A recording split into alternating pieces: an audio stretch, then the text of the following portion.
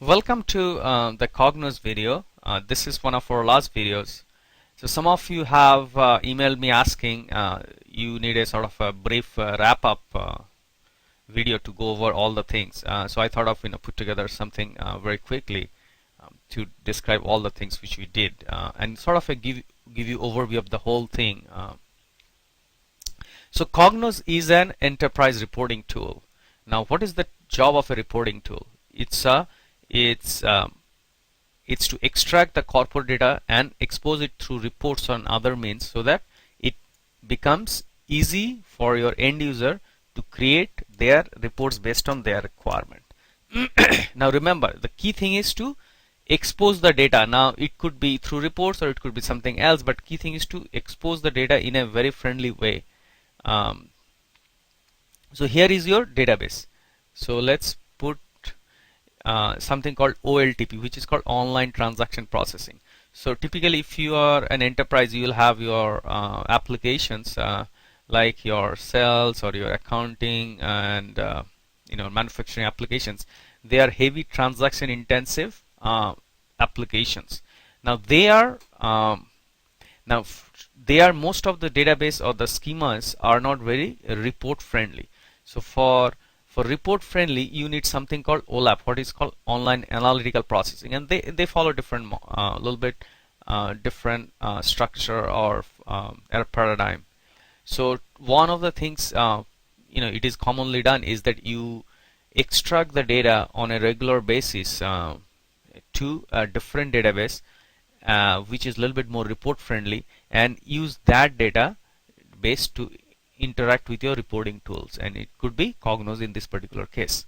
So right now we have an OLAP database. Now the basic thing about this database is that it follows something called a data warehouse principles. So that means your data is stored somewhat like a fact and dimensions way, so that your report tool can interact. And specifically Cognos is very particular, or is really if you have to make your report database friendly with Cognos, or to make it work with Cognos in an efficient way, you have to have some sort of a fact and dimensions tables in your database. Now what is fact and dimensions? So let's say if you have a sales database, so where you have you have few tables which are more transaction intense, more transactional in nature, meaning they grow every day. So like sales or inventory or maybe accounting, where your ledgers entries are going every day. And then there are tables which are something like a lookup table or reference table, the data on which are relatively static. So for example, if you have a table called sales agents, so where agents are pretty much you don't add agents every day in a smaller organization, or something more uh,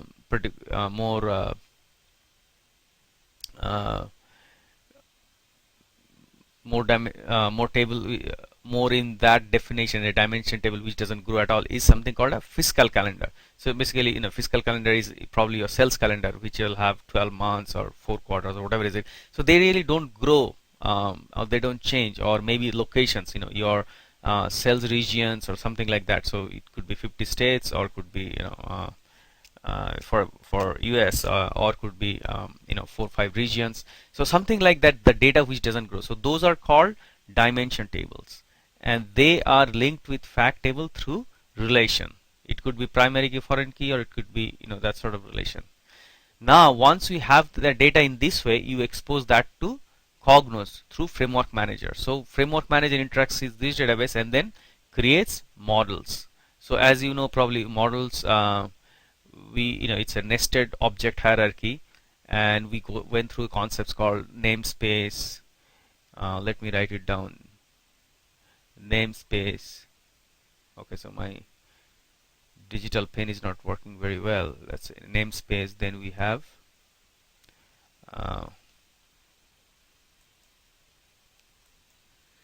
let me change the color. We have query subject.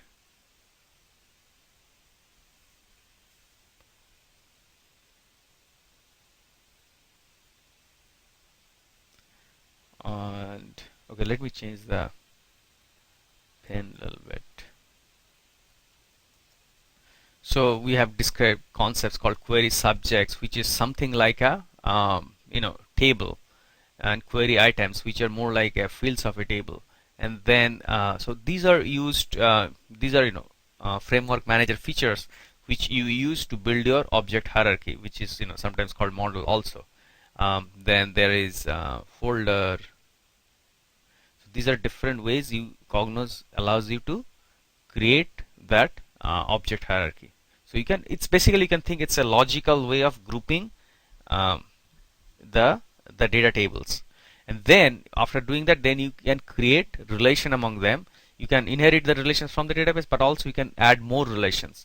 And then you can also separate out, you can create multiple namespaces and then expose the namespace, some namespace to the end user, so that they can directly interact with your model, and then do drag and drop items on a screen and create their own reports. Now this is some sort of for the end power users who are a little bit understand the data. But then there are also a set of users where you can just give them some canned reports. Now these canned reports, they can run on demand basis, or that can be scheduled and made available to people. So this report studio, to create, you can create charts, you can create cross tab reports, different type of reports. Then you can use query studio also. So all these things, you as a developer, or as a you use the framework manager to create these reports. Then there is something called dashboard. So dashboard is some sort of you can think it's like a a web page, or let's say like a home page, where you can create a set of high level oops, I want to draw a square, set of high level snippets. I would not say full-fledged reports, but high level snippets of data to give a brief overview of what's going on. So for example, if I am creating reports for the sales people, for sales applications, then I would like to maybe provide what are the last days, yesterday's sales total volume, and the total number of transactions. Then maybe I can provide one little chart showing how the weekly trend is going. So in the last 7 days, how is the chart, how is the trend coming up? Is it going up, down? Maybe then I can provide who are the top customer in terms of volume, top 5 customers. So like that, it's sort of a brief overview of what's going on in the in the last. You can think it could be also perceived as some sort of as in a news site, where whenever you go, you have the fresh news of the day or something like that. So something like that, a dashboard is like that. And from here, you can click out to go to the individual report. So let's say you create a report for a trend of, let's say, last 7 days sales, and then when user clicks, he is exposed to the report, which gives you the last 7 days detailed transactional numbers, all numbers. And then if he wants to drill further, or if he wants to explore more, he can directly go to the model, and then he can drag more fields. Remember, in the report studio you may have limited number of fields. So then in the framework manager model, the model which was created by the framework manager, then that has more fields. So user can select more fields, or can define its own reports. So these sort of the brief idea of the Cognos reporting tool and related items. Now, Cognos is a very powerful reporting tool, and it has lots of features. In my experience, I think I liked everything. Only it's a little bit slow because it's a pretty bloated tool. But other than that, you have IBM, who provides this tool, and you have big support. So I think your experience with Cognos hopefully would be good. And if you have questions or need anything, please post it in the forum, and then I'll try to answer. Thank you.